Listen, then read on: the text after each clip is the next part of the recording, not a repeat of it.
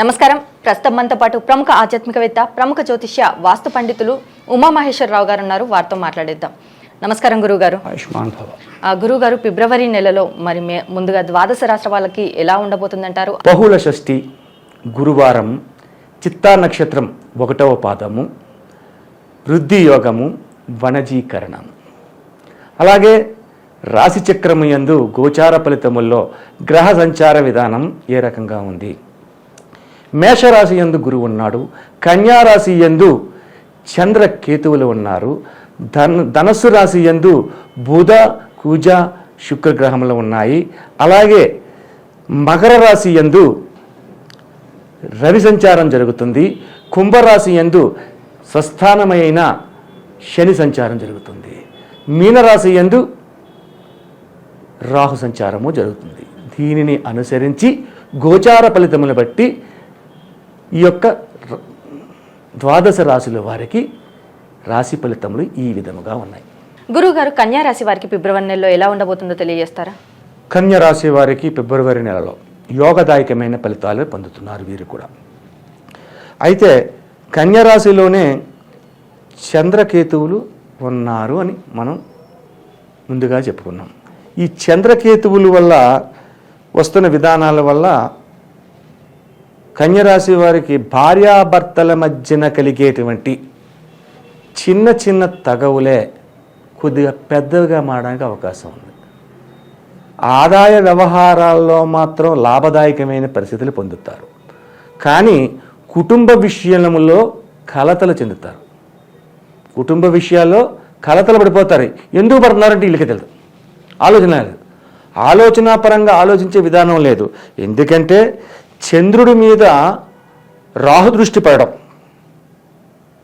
తదుపరి కేతువు చంద్రుడితో కలిపి ఉండడం, నక్షత్ర విధానంలో చూసుకుంటే చిత్తా నక్షత్రం అవడం, ఎన్ని విధానాలను బట్టి ఆలోచించుకుంటే భార్యాభర్తల మధ్యన కలతలు పెరగడానికి అవకాశం ఉంటుంది. చిన్నదానికి పెద్దదానికి, అనుకున్న దానికి అనుకోలేని దానికి ఏదో పడుతుంటారు, అటువంటి విధానాలు వస్తాయి. అయితే సాధ్యమైనంత వరకు భార్యాభర్తలో ఇరువురు నచ్చ చెప్పుకుని శాంతపరంగా కనుక ఉంటే ఈ రాశి వారికి ఈ నెలలో జరిగే శుభ ఫలితాలు అంతా ఇంతా కాదు. అంతేగాని ఏదో కొట్టు తీసుకుంటున్నాం, మాట్లాడేసుకుంటున్నాం, కోపంగా చెప్పేసుకుంటున్నాం, కేకలేసేసుకుంటున్నాం అన్నట్టుగా ఉంటే భార్య చేసే పని కరెక్ట్ కాదు, భర్త చేసే పని కరెక్ట్ కాదు. సౌమ్యంగా కూర్చుని మాట్లాడుకుని చేసుకుంటే ఆలోచన వస్తాయి. ఒకరి మీద ఒక కోపపడి కేకలు వేసుకుని అరుపులు అరుచుకుని కొట్లాట పడుతుంటే ఆలోచనలు రావు. సరైన విధానం కాదు అది. కాబట్టి ఈ యొక్క నెలలో ఈ యొక్క కన్యరాశి వారికి ఇటువంటి ఫలితాలు ఉన్నాయి. కాబట్టి సముచితంగా ఆలోచించండి, సముచితంగా మాట్లాడండి, కోపాన్ని తగ్గించుకోండి, ఆహ్లాదకరమైన వాతావరణాన్ని పొందండి. అలాగే వ్యాపార రంగంలో ఉన్నవారికి ఈ యొక్క కన్యరాశి వెంటనే వ్యాపారానికి సంబంధించింది. వ్యాపార రంగంలో ఉన్నవారికి ఒడిదుడుకులు లేని వ్యాపారం సాగుతూ అత్యధికమైన లాభ ఫలితాలు పొందుతారు. ఎప్పుడు భార్యాభర్త కీచులాడుకోకుండా ఉంటాడు. కీచులాడుకుంటే ఇటు వ్యాపారం చేసేది ఏం చేస్తాడు? ఇక వ్యాపార సంస్థలోకి వచ్చాడు, ఏం చేస్తాడు? ఇటు మైండ్ అంతా అక్కడే ఉంటుంది. నా భార్య ఎలాగందే, ఇది అవసరం కాదు. కాబట్టి ఇంటి అంటే ముందు ఇల్లుని శుభ్రం చేసుకున్న తర్వాత వీధిని శుభ్రం చేయాలన్నారు. కాబట్టి ఇంటిలోని ఏ విధమైన తగులు లేకుండా సౌమ్యంగా ఉండి వ్యాపార రంగంలోకి వెళ్తే అత్యధికమైన శుభదాయకమైన ఫలితములు ఈ యొక్క కన్యరాశి వారు పొందుతున్నారు. సో ఇంత యోగదాయకంగా ఉంది. ఇటువంటి విధానంలో కన్యరాశి ఉంటే, అంటే భార్యాభర్తల విధానం గురించి ఇలా ఉంటే బిడ్డల సంగతి ఏంటి? వీళ్ళు చదువుతున్నారు, పిల్లలు చదువుకుంటున్నారు. చదువుకున్న వాళ్ళు వీళ్ళిద్దరు ఎలా ఉండి కింద మీద పడతా ఉంటే వీళ్ళ చదువు ఏమైంది మనం చెప్పగలుగుతాం. నష్టదాయకమే. అది దేని మీద దృష్టి పెట్టలేడు. కాబట్టి ఈ యొక్క కన్యరాశి వారి భార్యాభర్తల విధానమే బాగోలేదు. కాబట్టి దానిని సర్దుబాటు చేసుకుంటే యావత్ కుటుంబానికి మొత్తం సుఖ సంతోషాలుగా ఉంటుంది, లేకపోతే యావత్ కుటుంబం అల్లకొల్లం అవుతుంది ఈ కన్యారాశి విధానంలో. ఈ యొక్క విధానానికి చంద్రకేతువుల కలయిక జరుగుతుంది కాబట్టి ఈ చంద్రకేతువులు ఇచ్చే అపసవ్య దృష్టిలతోటి జరుగుతున్న విధానాన్ని మనం సమసిపోయేలా చేసుకోవాలి. అప్పుడు ఎప్పుడైతే ఈ విధానం సాగుద్దో చక్కటి విధానం పొందగలుగుతారు. కన్యరాశి వారు కూడా ఈ యొక్క 1వ తారీఖు నాడు వచ్చింది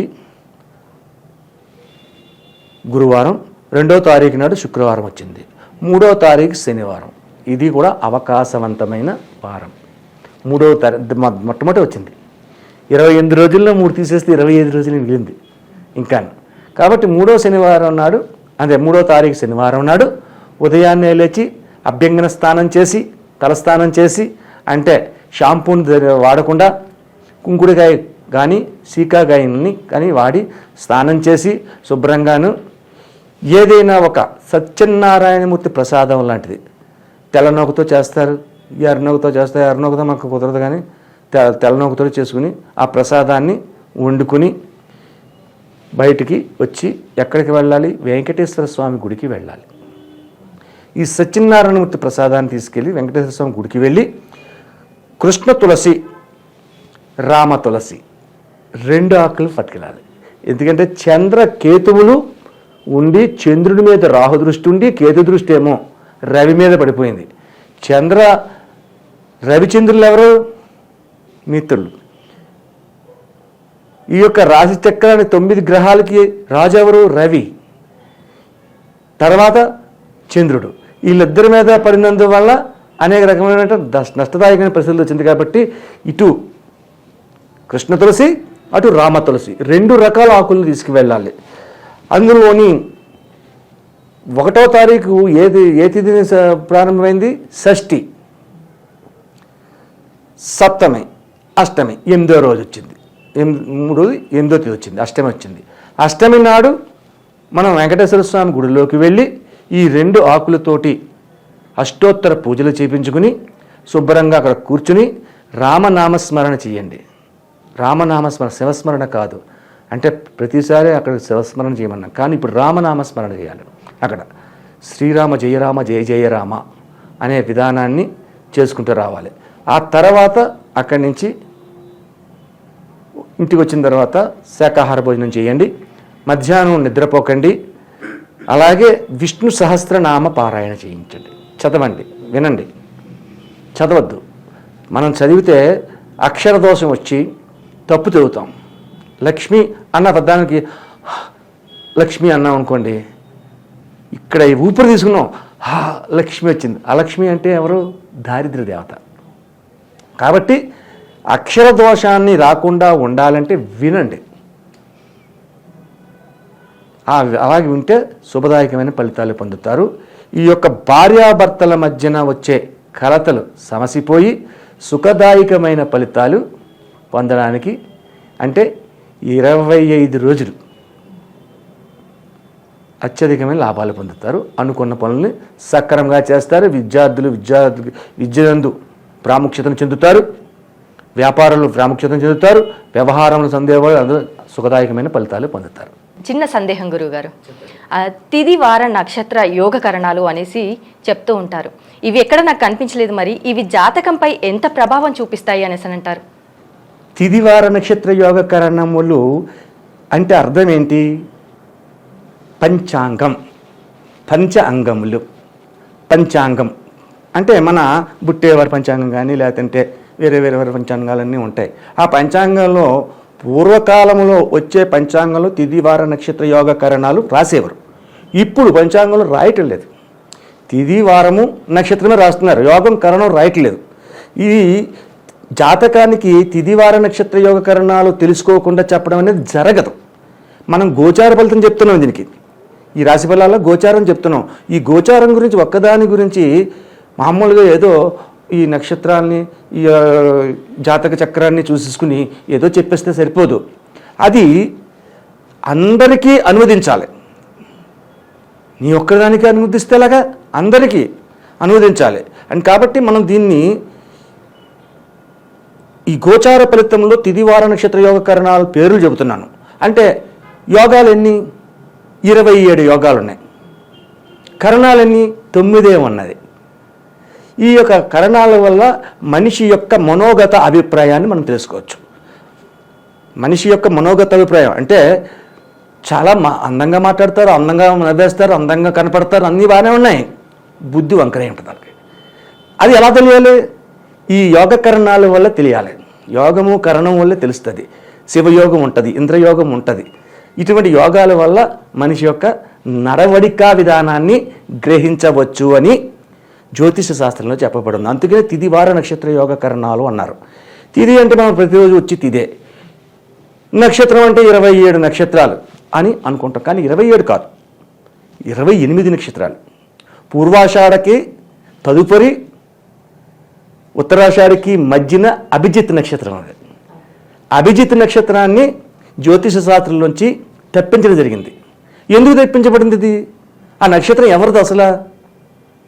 రావణ బ్రహ్మ కుమారుడిది. ఇంద్రజిత్ నక్షత్రం అభిజిత్ నక్షత్రం. కానీ ఎవరు కూడా అభిజిత్ నక్షత్రంలో పుట్టారు అనేసి చెప్పారు కదా గురుగారు. అభిజిత్ నక్షత్రాన్ని తెప్పించడానికి కారణం ఇదే. అయితే ఇంద్రజిత్తు జనన విధానంలో రావణ బ్రహ్మ అంటే మహానుభావుడు, ఎంతో శివ పూజా ధరంధరుడు, ఎంతో యోగాన్ని సంపాదించినవాడు, ఎంతో జ్ఞాన సంపత్తి, సకల విద్యా ప్రావీణ్యుడు. సకల విద్య, జ్యోతిశాస్త్రం వచ్చు, వాస్తుశాస్త్రం వచ్చు, అతను రాని శాస్త్రం అంటే ఏమీ లేదు ఒక మాటలో చెప్పాలంటే. అంతటి గొప్ప రావణ బ్రహ్మ మండోదరి భార్య పేరు. ఆ మండోదరికి పురిటి నొప్పులు కలుగుతున్నాయి. పురిటి నొప్పులు కలిగితే ఆలోచించాడు రావణ బ్రహ్మ. నవగ్రహములని తన మెట్ల మీద పడుకోబెట్టి ఆళ్ళ మీద నుంచి నడిచి వెళ్ళివాడు, ఎక్కివాడు ఏమి సింహాసనం మీద. అటువంటి వాళ్ళు తీసుకొచ్చి ఒక రాశి చక్రాన్ని తయారు చేసి ఆ రాశి చక్రంలోని గురుడు ఇక్కడ ఉండాలి, శని ఇక్కడ ఉండాలి, కుజుడు ఇక్కడ ఉండాలి, రాహుకేతులు ఇక్కడ ఉండాలి అని సెట్ చేసేసి పెట్టాడు. ఆ రాశి చక్రాన్ని పెట్టుకుని ఆ జనం జరిగితే మరణం అనేది ఉండదు, మరణం రాదు. రాక్షస ఇది అయితే దేవతలందరూ సంహరించేస్తాడు. దేవతలందరినీ అంత మహావిష్ణువు అంతటి వాడైనా సరే దాసోహం అని చెప్పేసి రావలసిన పరిస్థితి వచ్చిస్తున్నారు. ఇదంతా చూశారు.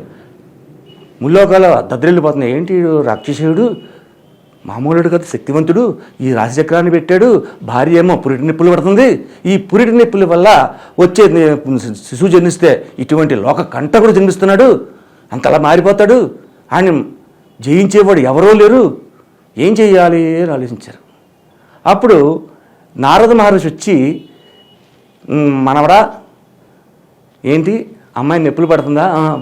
పర్వాలేదు, రాశిచక్రం కూడా బాగా చేసావు, అంతా బాగా పెట్టావు అని చెప్పేసి పొగిడాడు. ఈయన సంతోషపడ్డాడు. ఎంత సంతోషపడినా భార్య పురిటి నొప్పులు పడుతుంది కాబట్టి గదలు అలా పట్టుకొని అటు ఇటు నడుతున్న లోపల శనేశ్వరుని చూసి చిన్న సైగ చేశాడు నారదుడు. శనేశ్వరుడికి అర్థమైపోయింది ఓహో అని. అప్పుడు ఏం చేశాడు శనేశ్వరుడు? ఈ యొక్క రావణ బ్రహ్మ కాసి కోరగా చూస్తున్నాడు, కోపంగా పళ్ళు నురుగుతున్నట్టుగా చూస్తున్నాడు. అసలే కోపదారి, అందులో అసహనంలో ఉన్నాడు, చిరాగ్గా ఉన్నాడు. అటువంటి పరిస్థితుల్లో ఏం చేశాడంటే, ఏంట్రా కోరగా చూస్తున్నావు అని చెప్పి గదటి ఇలాగన్నాడు. ఇలాగన్నా అమ్మా అని చెప్పేసి కూజులు గంటేశాడు. కూజులు వెళ్ళిపోయి బుధుని మీద పడిపోయాడు. గ్రహం మారిపోయింది. అమ్మ ఎంత పని చేశారు అని చెప్పేసి అన్నాడు. అభిజిత్ నక్షత్రంలో పుట్టినవాడు ఇంద్రజిత్ కాబట్టి ఆ రకమైనటువంటి పరిహారాన్ని నారద మహర్షి ద్వారా పొందినందువల్ల ఇది జరిగింది.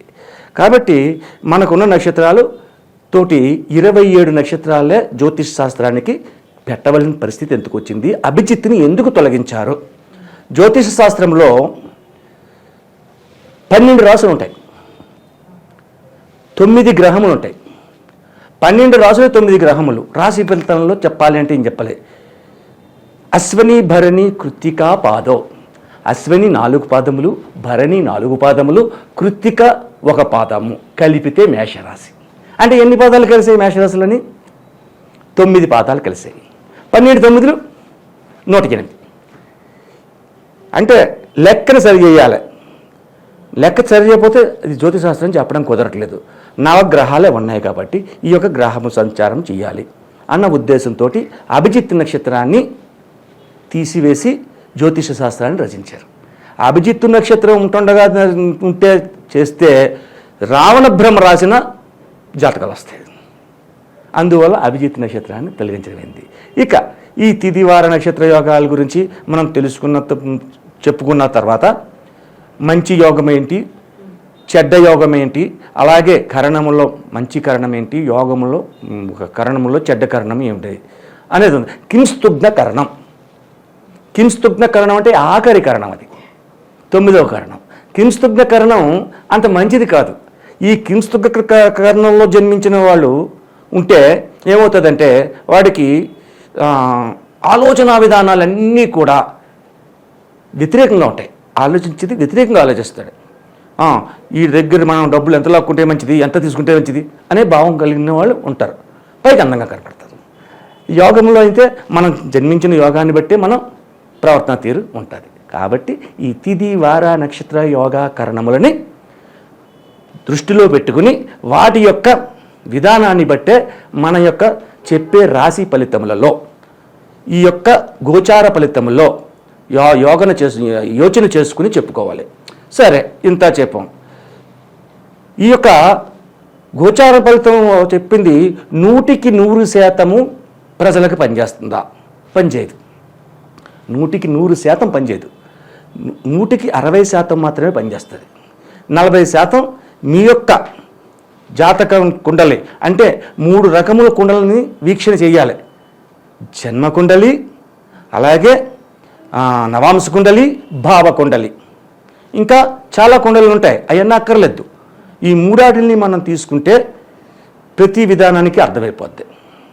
అందుకని చెప్పి 60% తెలుస్తుంది. కాబట్టి సంపూర్ణ జాతకం తెలుసుకోవాలంటే ఎవరి జాతకమును వాళ్ళు date of birth, time of birth, place of బర్త్తో పాటు చేతి రేఖలను, నాడి అంటే బొటనవేలి ముద్రను, అలాగే ముఖ కవళికలను బట్టి కూడా జాతకం చెప్తారు. వాయిస్ని బట్టి కూడా జాతకం చెప్తాం. కాబట్టి ఆ మనుషులు వచ్చి దగ్గర కూర్చుని చూస్తూ జాతకం చెప్పించుకుంటే పరిపూర్ణమైన జాతకాన్ని వాళ్ళు తెలుసుకోగలుగుతారు. అలాగే గురువు, కన్యా రాశి వారికి ఫిబ్రవరి నెలలో ఎలా ఉండబోతుంది, అలాగే వీరు పాటించాల్సిన పరిహారాలు ఏంటి అనేసి కూడా చాలా చక్కగా వివరించారు. ధన్యవాదములు. శ్రీమాన్ భవ.